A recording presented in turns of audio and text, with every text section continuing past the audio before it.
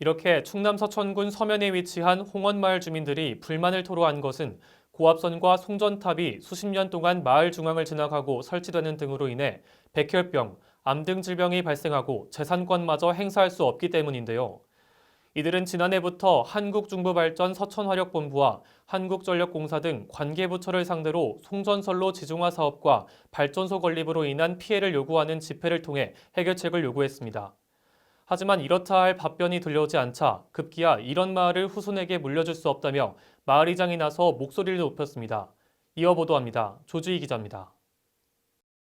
4개월 앞으로 다가온 신서천 화력발전소의 완공을 앞두고 지난 23일 서천 문예의 전당 소강당에서 열린 석탄 화력발전 피해와 대응 방안 토론회.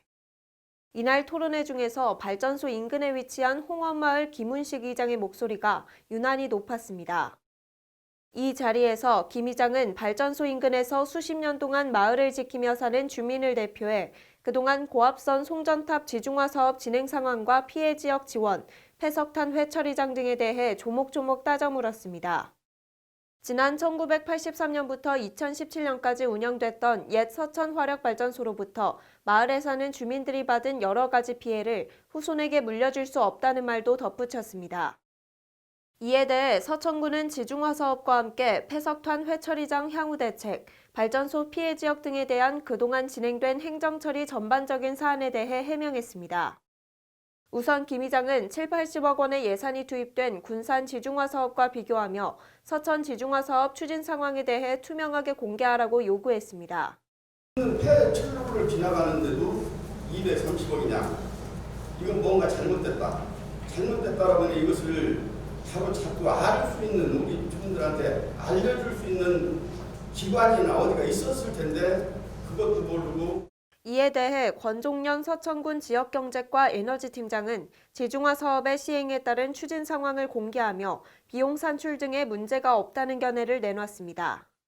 저희는 좀 여건이 틀린 거고 이 200억이라는 돈이 저희가 이제 무작위적으로 추정을 한 게 아니고 한전 대전 충남본부 거기 담당 과장한테 직접 제가 가서 상의를 하고 예상 사업비를 뽑아본 수치니까. 이어 김 이장은 홍원마을에 있는 석탄발전 보일러에서 나온 폐석탄 회처리장의 처리와 향후 대책에 대한 주민들의 요구도 이어갔습니다.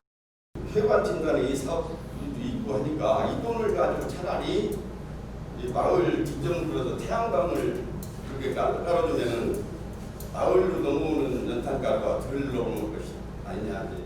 이에 권 팀장은 폐석탄 회처리장 부지 관련 처리 방안에 대한 문제점 등에 관해 설명했습니다. 기본 저기들이 200원의 수익을 받으면은 우리 국비를 이용해서 태양광 설치해서 발전을 하면은 120원은 날아가고 80원만 받을 경우가 있다. 마지막으로 김 이장은 홍원마을을 비롯해 인근 마을을 포함한 3개 마을은 발전소로 인해 가장 큰 피해를 보고 있지만 보상과 지원은 다른 24개 마을과 동등하다며 억울함도 표현했습니다. 이 192억인가 4억인가를 가지고 24개 마을이 다 5억 뭐 이렇게 나눠가는 이런 형태를 갖어요. 거기 가는 데까지가 발전소 인근 피해 마을로 본다라면 직접적으로 우리가 연탄가루를 마시고 있는 우리 세계 불합 주민들은 너무 억울한 거예요. 이와 관련해 권 팀장은 발전소 피해 지역 보상과 지원에 대한 발전법을 토대로 부분 지원과 특별 지원에 관한 안내와 함께 향후 추진 사항 등을 제시했습니다.